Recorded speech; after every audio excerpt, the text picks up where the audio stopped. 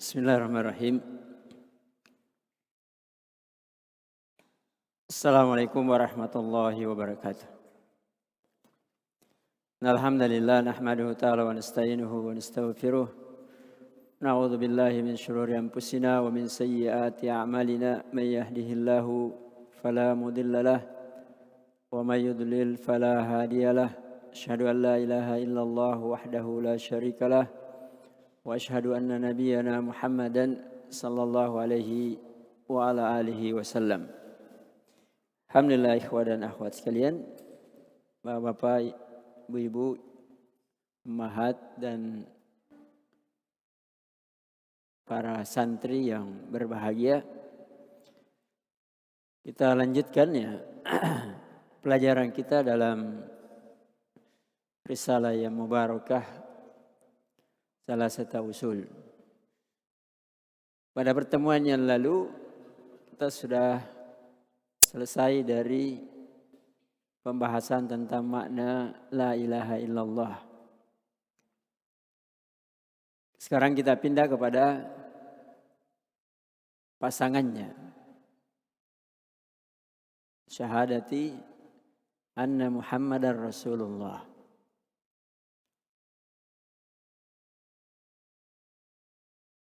Syahadat, apa makna syahadat?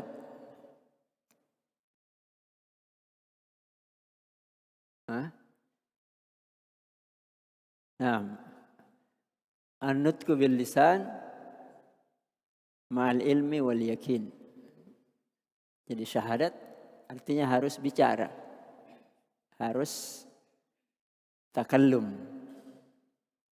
Tapi dibangun pembicaraan itu di atas ilmu dan keyakinan. Makanya orang yang diangkat sebagai saksi, orang yang bicara. Kemudian bicaranya bukan sembarang bicara. Orang Makassar bilang jangan piti kanak-kanai ya. Tapi apa yang dia tahu. Dan dia tahu itu dia yakini. Karena sebagian orang dia tahu tapi dia tidak yakin. Kalau diangkat sebagai saksi, kamu tahu kejadiannya tahu. Kamu yakini kejadiannya begitu? Tidak. Tidak dianggap persaksiannya. Ya. Jadi sekarang syahadat Muhammadar Rasulullah. Dua syahadat ini kata para ulama adalah satu kesatuan. Tidak bisa dipisahkan satu dengan yang lain. Jadi kalau orang hanya mengatakan saya meyakini la ilaha illallah, tidak ada sesembahan yang hak selain Allah, saya yakin, saya penuhi syarat-syaratnya, tetapi saya tidak mau mengucapkan Muhammadar Rasulullah. Syahadatnya tidak sah, tidak bermanfaat. Atau sebaliknya, saya mengucapkan syahadat Muhammadar Rasulullah. Karena ada sebagian orang meyakini Muhammad itu Rasul. Ya kan? Muhammad itu orang terbaik. Bahkan ada orang kafir mengarang orang yang paling berpengaruh dalam sejarah yang pertama adalah Muhammad. Tapi dia tidak mengucapkan la ilaha illallah. Bermanfaat tidak? Tidak bermanfaat. Ya, berarti ini adalah satu kesatuan. Diucapkan la ilaha illallah mengharuskan mengucapkan Muhammadar Rasulullah. Mengucapkan Muhammadar Rasulullah maka otomatis dia meyakini la ilaha illallah. Tidak bisa dipisahkan. Jadi kalau kita membaca ayat atau hadis Rasulullah sallallahu alaihi wasallam yang mencantumkan salah satu di antara dua syahadat itu, maka dipahami walaupun tidak ditulis itu adalah satu kesatuan. Ya, satu kesatuan. Misalnya, man qala atau man kana akhiru kalamihi la ilaha illallah dakhalal jannah. Kan begitu. Siapa yang akhir ucapannya la ilaha illallah pasti masuk surga. Tidak mungkin dipastikan masuk surga kalau dia tidak meyakini Muhammad Rasulullah. Karena jalan masuk surga bukan jalan la ilaha illallah, tapi jalan Muhammad Rasulullah. Nanti akan kita lihat lebih jelas ya. Kita lihat dulu dalil yang disebutkan oleh Syekh rahimahullah. Qala wa dalilu syahadati anna Muhammadar Rasulullah. Dalil syahadat bahwa Muhammad adalah Rasulullah. Dalam Al-Quran, laqad ja'akum rasulun min anfusikum azizun alaihi ma anittum harisun alaikum bil mu'minina raufur rahim. Ini di akhir-akhir surat At-Taubah. Ayat ini menyebutkan tentang Rasul. Ya. Rasul. Rasul yang Allah utus kepada kalian bukan Rasul yang kalian tidak tahu. Tapi Rasul yang kalian tahu persis. Jadi kalau orang Arab tahu persis Muhammad. Bapaknya siapa? Kakeknya siapa? Sifat-sifatnya bagaimana? Dia tahu persis. Kalau ahlul kitab tahu persis siapa itu Muhammad melalui kitabnya. Tahu persis Muhammad melalui kitabnya.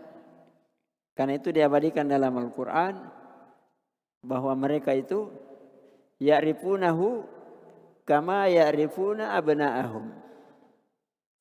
Ahlul kitab itu tahu Muhammad sebagaimana dia tahu anak-anaknya. Bagaimana kalau kita punya anak? Baru dengar suaranya sudah ditahu. Suaranya kalau menangis, marah, dengan menangis bahagia ditahu. Iya kan begitu kalau anak. Ditahu gerakannya begini, marah. Kalau begini lagi senang. Ya segala macam. Artinya gambarannya mereka tahu persis siapa Muhammad. Kalau keluarganya, masyarakat yang diutus pertama kali kepadanya tahu betul siapa Muhammad. Jadi bukan sesuatu yang asing. Bukan sesuatu yang aneh.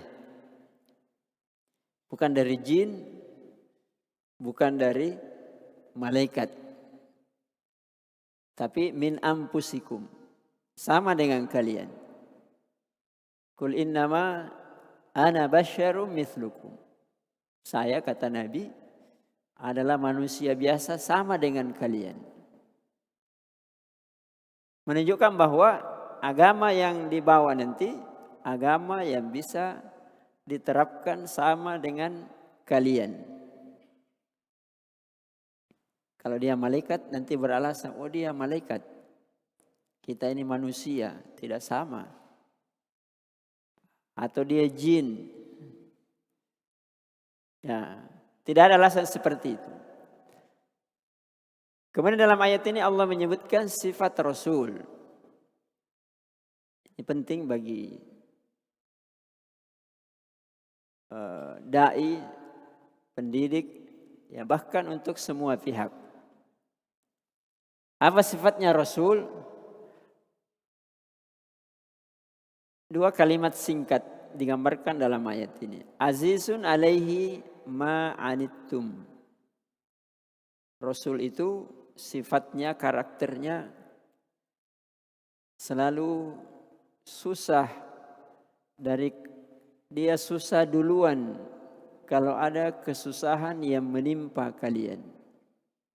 Itu karakternya Rasul. Nah, sekarang apa puncak kesusahan?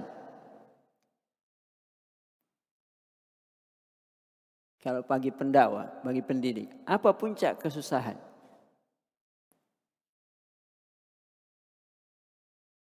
Puncak kesusahan bukan ketika tidak ada yang dimakan dan diminum. Ya itu susah betul. Tapi puncaknya kesusahan ketika seseorang itu meninggal dalam kesyirikan. Meninggal dalam kekafiran. Itu puncaknya kesusahan. Makanya Rasul karakternya selalu susah. Kalau umatnya itu tidak tahu yang namanya tauhid. Tidak tahu agama. Karena jangan sampai dia mati masuk neraka.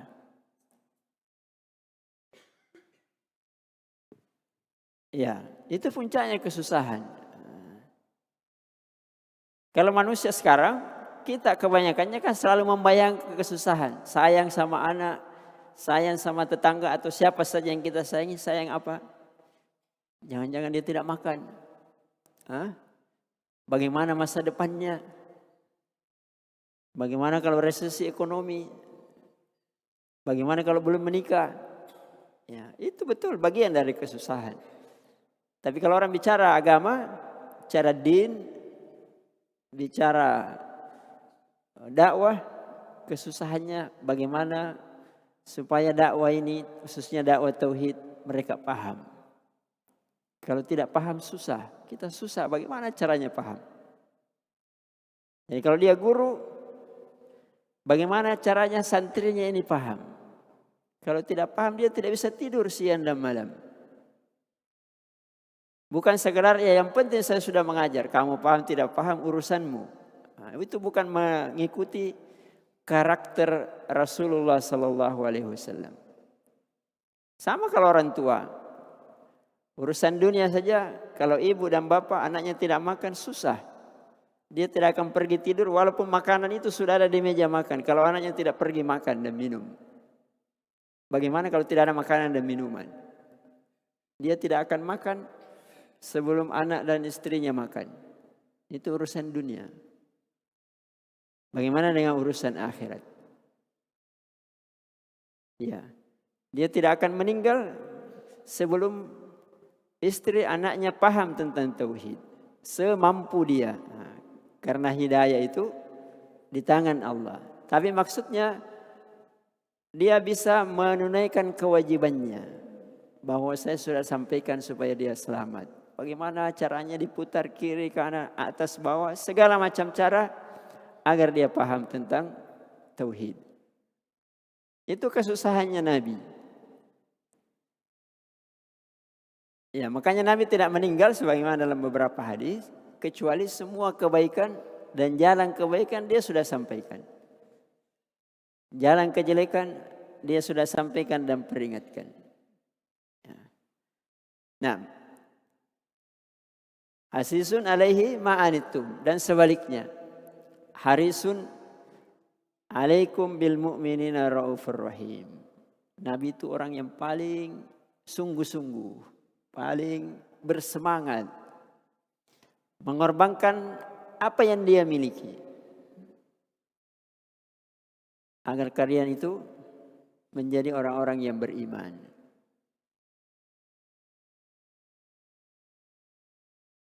Ya. Ini karakter Rasul. Semua dikorbankan, waktunya, tenaganya, pikirannya, apalagi kalau hanya harta bendanya, supaya umat ini menjadi orang-orang yang beriman. Karena itu kata salah seorang tabi'in, Abdullah bin Aun rahimahullah, menjelaskan karakter para sahabat, beliau mengatakan kana mimman qablana, maksudnya para sahabat, orang-orang sebelum kami itu menjadikan segala urusannya itu urusan akhirat. Ma faddala min akhiratihi yaj'alunahu lidunyahum. Dan apa yang tersisa dari urusan akhiratnya baru diurus urusan dunianya. Berbeda dengan kalian sekarang, dibalik. Kalian jadikan semua urusan kalian urusan dunia. Dan apa yang tersisa dari urusan dunia kalian baru kalian jadikan itu untuk urusan akhirat kalian. Nah, bukan berarti urusan akhirat itu hanya taklim terus, bukan. Atau sholat terus, bukan. Tapi maksudnya apa yang ada di pikirannya, apa yang ada pada hartanya, pada tenaganya, pada hatinya, dan segala yang dia miliki, semuanya urusannya menuju akhirat. Ya, jadi kalau mencari nafkah untuk dirinya dan keluarganya, dia pikirkan bagaimana nafkah itu untuk akhiratnya. Bukan dibalik. Kalau kita kan sekarang dibalik. Kalau ada harta, terlalu banyak angan-angan. Mau beli ini, mau beli ini, beli ini. Nanti ada sisanya baru pergi umroh. Itu pun kalau mau.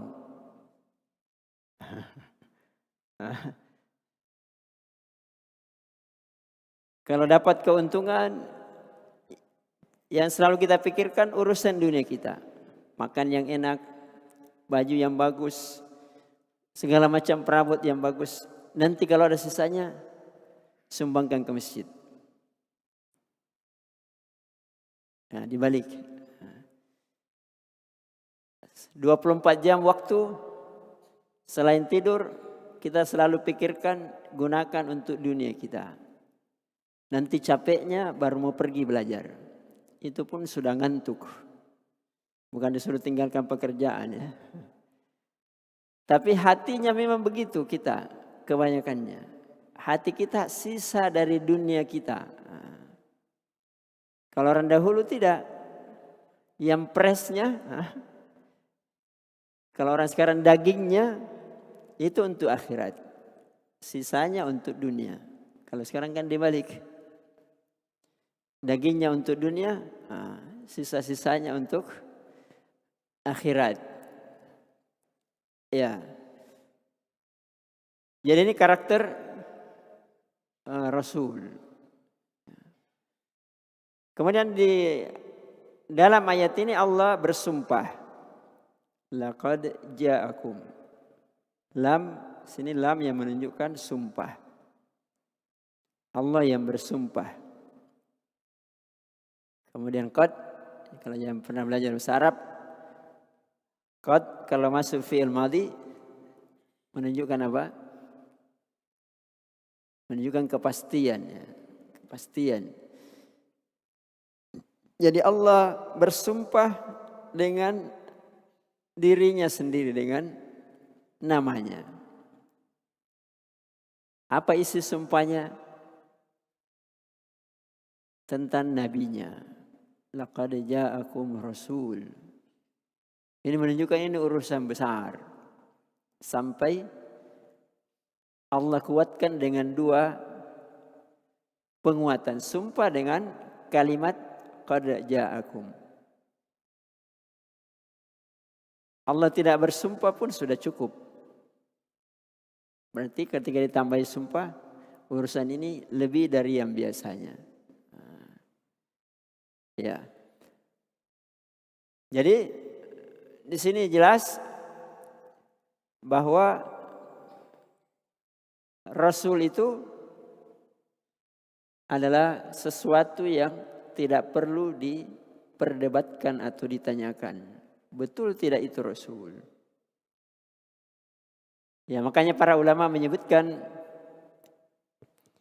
bahwa kenabian, ya, apalagi kerasulan, itu tidak ada yang mengangkat atau menganggap dirinya nabi atau rasul itu kecuali dua golongan manusia yang ekstrim. Yang pertama bukan ekstrim, maksudnya dia keluar dari jalur yang benar. Tapi ekstrim maksudnya bertolak belakangnya ekstrim. Yang sama tadi yang salah paham. Yang menganggap dirinya nabi dan rasul cuma dua orang, dua golongan, dua pihak. Yang pertama, orang yang paling jujur di antara semua yang jujur yang ada pada zamannya masing-masing. Dengan sebaliknya, orang yang paling pendusta di antara semua pendusta yang ada. Selalu begitu. Jadi makanya kalau ada muncul nabi baru, kalau orang pernah belajar, tidak usah lagi dibahas. Pasti orang yang paling pendusta.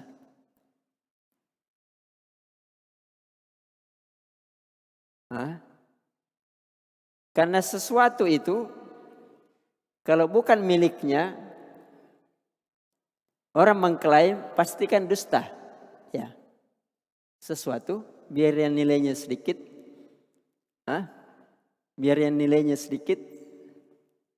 tapi kalau orang mengklaim yang bukan miliknya, pasti dia dusta. Betul tidak? Apalagi yang punya nilai besar. Apalagi kenabian dan kerasulan. Itu tingkatan hamba yang paling tinggi yang tidak ada lagi di atasnya. Berarti kalau dia mengklaim itu miliknya, nah bukan, berarti dia adalah orang yang paling pendusta. Karena mengklaim sesuatu yang paling berharga di antara semua yang berharga. Tapi kalau dia benar, pasti dia orang yang paling jujur di antara semua orang yang jujur yang ada pada zamannya. Nah itu kaidahnya kalau mau mengenal siapa yang dusta dengan tidak dalam urusan kenabian dan kerasulan. Jadi tidak perlu lagi komentar sana sini. Mungkin benar, mungkin. Tidak perlu lagi. Selesai. Ya kan biasa kalau kita ada berita viral, dibahas lagi. Oh siapa tahu. Nah, ini kita belajar akidah ya. Ini akidah syahadat. Kalau orang paham syahadat, tidak perlu lagi ikut-ikutan bahas begitu. Itu sudah pasti dustanya. Apalagi nanti kalau kita tambahkan ya. Nah, berarti kalau dia mengklaim diri sebagai nabi atau apalagi rasul, bukan rasul, maka dia adalah orang yang paling dusta atau orang yang paling buruk. Dengan sebaliknya orang yang paling takwa. Orang yang paling takwa. Masalah syariat saja kalau orang dusta mengatakan ini halal, sementara dalilnya mengatakan haram, diketahui. Iya kan? Apalagi masalah kenabian dan kerasulan. Baik.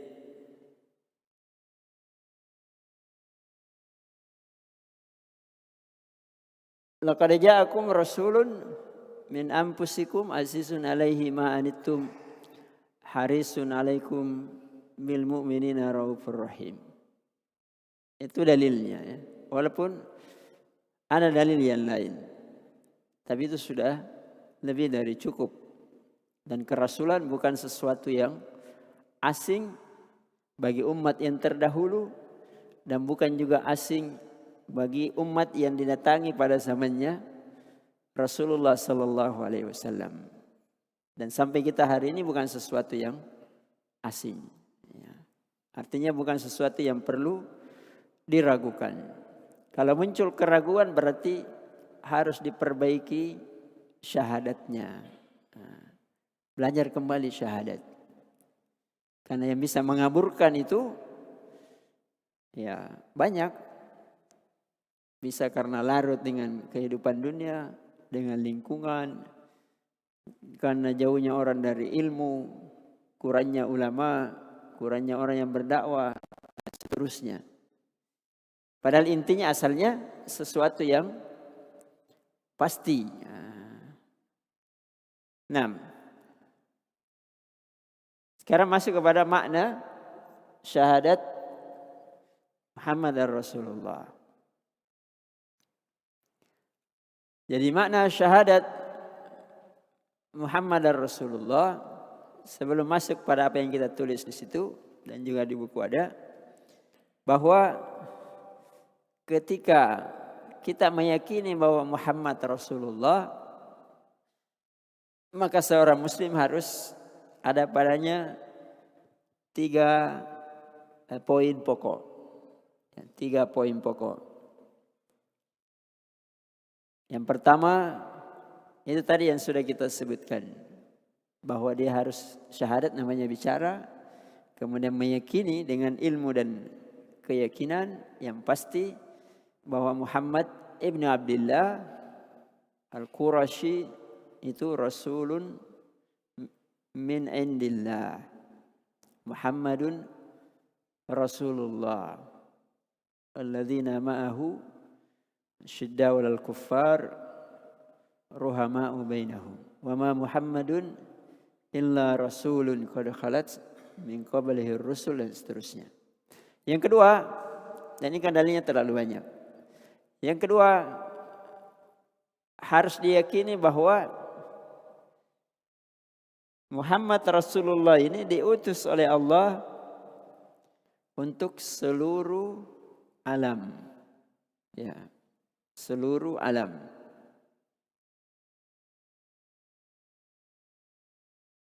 Alam jin dan manusia. Karena yang diberi taklifah itu jin dan manusia. Kalau malaikat tidak. Jadi Nabi yakni Muhammad sallallahu alaihi wasallam diutus untuk seluruh lapisan manusia.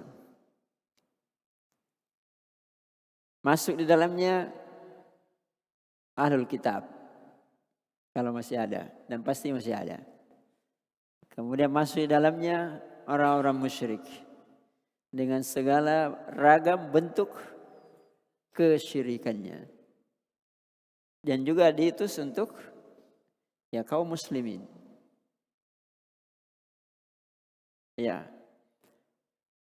Sementara para nabi dan rasul sebelumnya diutus hanya kepada kaumnya saja. Ya, hanya kepada kaumnya saja. Itu perbedaannya. Jadi kalau kita bersyahadat, maka kita harus meyakini bahwa Islam ini untuk seluruh manusia, seluruh jin dan manusia. Karena itu dalam Islam kalau kita belajar fikih ataupun kita belajar tauhid, tapi lebih lengkap pada pelajaran fikih, itu ada hukum-hukum yang terkait dengan kaum muslimin. Ada hukum yang terkait dengan ahlul kitab. Ada hukum yang terkait dengan orang Majusi dan orang-orang musyrik. Menunjukkan bahwa agama ini untuk semua. Ya, untuk semua lapisan. Ya, ada yang terkait untuk pemerintah, rakyat, untuk suami, untuk anak, untuk tetangga, ya segala macam. Ya, menunjukkan berlaku bagi seluruh lapisan manusia dan untuk seluruh kondisi dan keadaan. Nah, kemudian yang ketiga, singkat-singkat saja ya, bahwa kita harus meyakini bahwa Muhammad sebagai Rasulullah itu penutup para nabi dan rasul. Penutup para nabi dan rasul. Tidak ada lagi nabi dan rasul setelah Muhammad sallallahu alaihi wasallam. Jadi kalau orang mengatakan asyhadu an la ilaha illallah wa asyhadu anna Muhammadar Rasulullah, tapi saya meyakini nanti masih ada nabi, batal syahadatnya.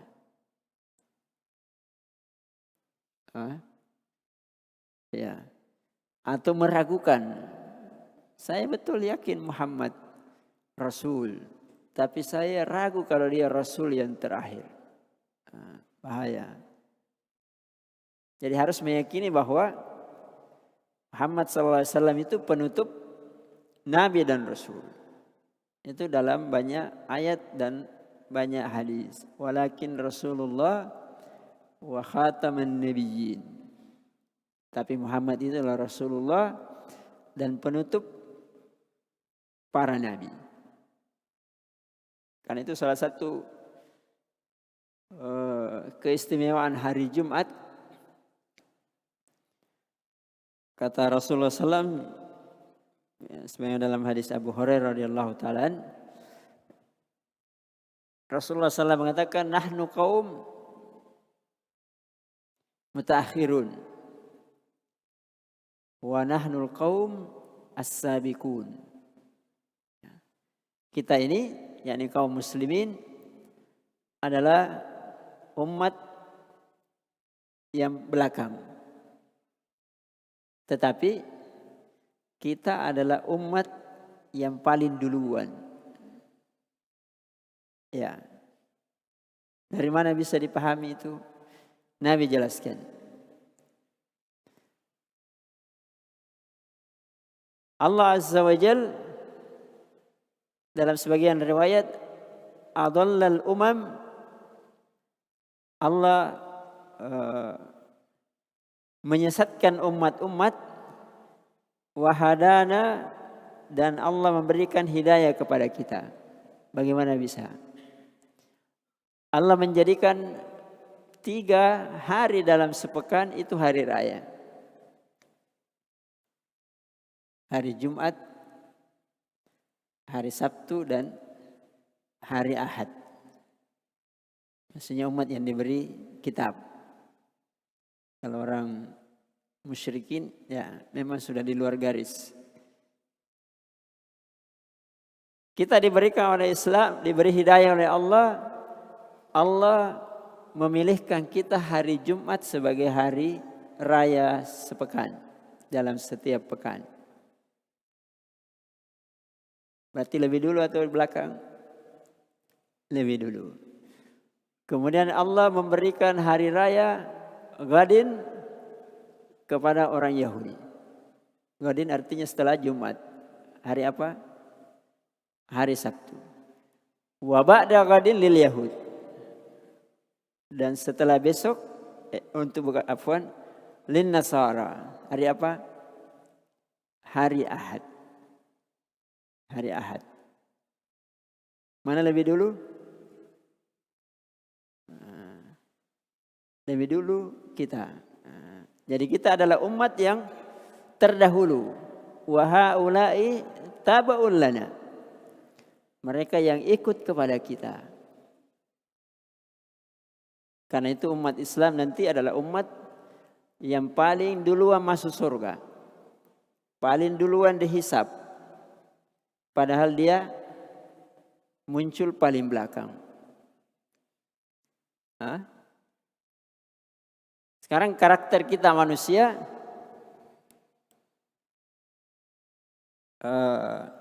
paling tidak suka antri, kan begitu. Urusan apapun paling tidak suka antri, apalagi paling belakang, kan begitu. Makanya orang selalu cari cara bagaimana selalu di depan. Mau umroh antri, mau haji antri, mau makan antri, mau masuk bandara antri. Jadi antri yang paling mengerikan nanti antri di mana? Antri masuk surga. Padahal itulah puncaknya pembalasan yang terbaik. Tapi ketika antri tetap tidak enak, paling tidak enak. Padahal sudah mau masuk surga harus antri. Ya sama kalau kita mau naik pesawat sudah ada tiket tapi harus antri, ya kan susah. Bagaimana lagi kalau tidak ada tiketnya? Ya memang sudah di luar garis. Karena itu Allah memuliakan kita paling belakang, tapi nanti antrinya paling duluan masuk. Jadi kalau mau masuk surga paling duluan, ya masuk Islam. Jalan tol masuk surga, ya masuk Islam. Karena itu salah satu fadlul Islam. Kita ini kaum yang paling belakang, lahir, paling belakang beramal, paling sedikit amalnya, paling pendek umurnya, paling kecil orangnya, kekuatannya sedikit, tapi paling duluan masuk surga. Dan paling banyak isinya surga dari kaum muslimin. Ini kan keistimewaan yang luar biasa. Di mana lagi mau cari yang begitu? Biar cari dunia sampai mati tidak akan dapat kecuali dalam Islam.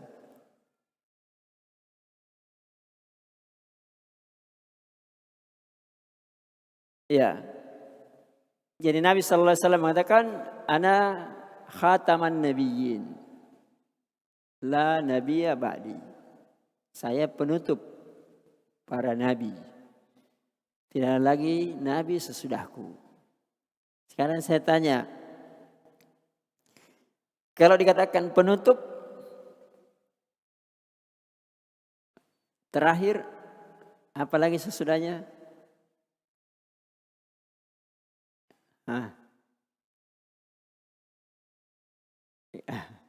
Kalau dikatakan misalnya ini santri tingkatan akhir, apalagi sesudahnya? Sudah selesai, bubar. Berarti konsekuensinya, dan itu memang dijelaskan dalam banyak hadis, karena Nabi ini penutup para nabi, kita ini umat yang terakhir, maka tidak lagi umat sesudahnya. Berarti yang ada hanya menunggu kiamat saja. Ya makanya kalau orang membicarakan kiamat, ya bilang betul. Kalau mau selamat, masuklah Islam. Sudah lewat Nasara zamannya, sudah lewat Yahudi zamannya. Betul Yahudi ada, betul Nasara ada, tapi sudah lewat zamannya. Sekarang zamannya Islam. Dan kamu tahu dalam kitabmu Muhammad jelas. Tidak ada pilihan lain. Kalau mau selamat kecuali mengikuti Islam. Ya karena itu semenjak zamannya Nabi sudah mengatakan kiamat itu dengan diutusnya saya antara jari tengah dengan jari telunjuk. Artinya sangat dekat. Tidak ada lagi antaranya. Seandainya Nabi mengatakan antara kelingking dengan jari telunjuk, ya masih panjang. Masih ada jari manis, masih ada jari tengah. Tapi ketika antara tengah dengan telunjuk, berarti tidak ada lagi batasnya. Nanti pas selesai, langsung kiamat. Baik.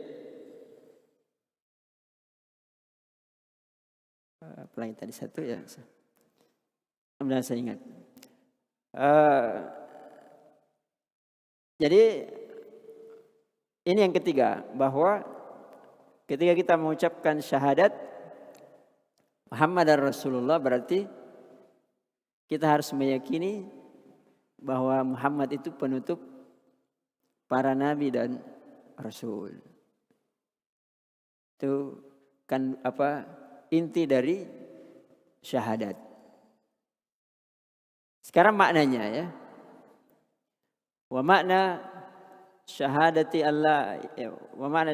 anna Muhammadar Rasulullah, beliau menyebutkan kandungannya 4.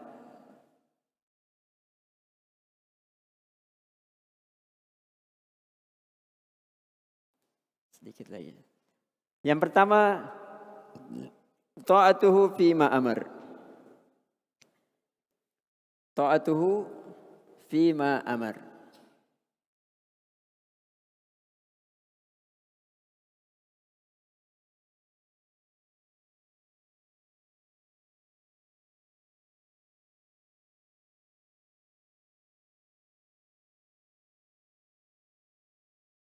Taat pada apa yang dia perintahkan. Karena tujuannya dia diutus untuk ditaati. Wa ma arsalna mir rasulin illa liyuta'a biidznillah. Tidaklah kami mengutus seorang rasul kecuali untuk ditaati. Tidak ada gunanya bersaksi Muhammad Rasulullah kemudian tidak mau taat, mau bebas. Ya. Semua yang terikat pasti ada konsekuensinya. Terikat kepada syaitan saja ada konsekuensinya. Terikat pada dirinya sendiri, hawa nafsunya juga ada konsekuensinya. Ya tidak ada yang tidak ada konsekuensinya. Karena hidup ini ya memang begitu sunnatullahnya. Harus capek, harus susah, walaupun juga ada senang, ada gembira, ada sedih dan seterusnya. Karena itu hari Jumat, kembali lagi sedikit, hari Jumat kata Rasulullah SAW, khairu yaumin tala'at fihi syams yaumul jum'ah. Hari yang terbaik dalam sepekan yang bersinar matahari adalah hari Jumat. Padanya diciptakan Adam. Ini pada hari Jumat. Pada hari Jumat Adam masuk surga yang awal. Kemudian pada hari Jumat juga Adam dikeluarkan dari surga. Kemudian pada hari Jumat tibanya hari kiamat. Itu sudah disebutkan oleh Nabi dalam hadis Abu Hurairah ya. Bahwa pada hari Jumat itu hari kiamat tiba pada hari Jumat. Cuma kita tidak tahu Jumat yang mana. Artinya ketika orang datang pada hari Jumat, orang harus ingat hari kiamat. Hari kiamat. Jadi kalau Islam agama terakhir, Nabi Muhammad Rasul terakhir, Jumat itu hari terakhir. Walaupun terakhirnya yang mana kita tidak tahu. Artinya kalau itu hari yang terakhir, apa yang dilakukan orang? Kalau terakhir. Nah, ya tergantung imannya dan keyakinannya. Kalau orang mukmin dikatakan ini hari terakhir, maka yang dipikir hanya satu. Hari kiamat. Apa yang disiapkan untuk hari kiamat? Dia akan lupa istrinya, anaknya, jabatannya, harta bendanya, segala macam. Dia akan lupa. Kenapa? Ya ini sudah hari terakhir, tidak bisa lagi ngapa-ngapain dengan hal-hal yang kita sebutkan tadi. Ya. Makanya dikatakan kalau salatnya seperti itu salatmu yang terakhir. Ya makanya kalau hari Jumat kan dipanggil, ya ayyuhalladzina amanu idza nudiya lis-salati min yaumil jumu'ah fas'au ila dzikrillahi wa dzarul bai'. Hari Jumat itu tinggalkan semua aktivitas dunia. Ingat hari kiamat. Tidak ada lagi gunanya itu aktivitas dunia. Jadi setiap pekan kita diingatkan lupakan aktivitas dunia. Minimal ketika ke masjid. Karena belum tiba hari kiamat. Tapi diingat hari kiamat. Karena tidak ada gunanya diingat kalau sudah tiba. Hah? Ada gunanya kalau sudah tiba baru diingatkan. Wih, gempa bumi. Sudah gempa bumi. Tapi diingatkan ketika belum tiba. Tapi pasti tibanya hari seperti kamu hadir tadi, hari Jumat. Nah, ya karena itu jamaah sekalian, bagian dari syahadat itu kita isi dengan ketaatan. Taat pada apa yang diperintahkan oleh Rasul. Jadi orang yang bersyahadat selalu mencari amalan apa yang diperintahkan. Masalahnya sekarang orang banyak cari amalan apa yang bisa dikerjakan. Amalan apa yang cocok, yang saya senangi untuk saya kerjakan. Ya kan begitu kebanyakan manusia. Oh, ini yang bagus, hura-hura. Ini yang bagus, joget-joget. Ini yang bagus, kasidah-kasidah. Ini yang bagus. Tapi kalau orang mengerti syahadat, selalu yang dia cari, ini ketaatan diperintahkan atau tidak.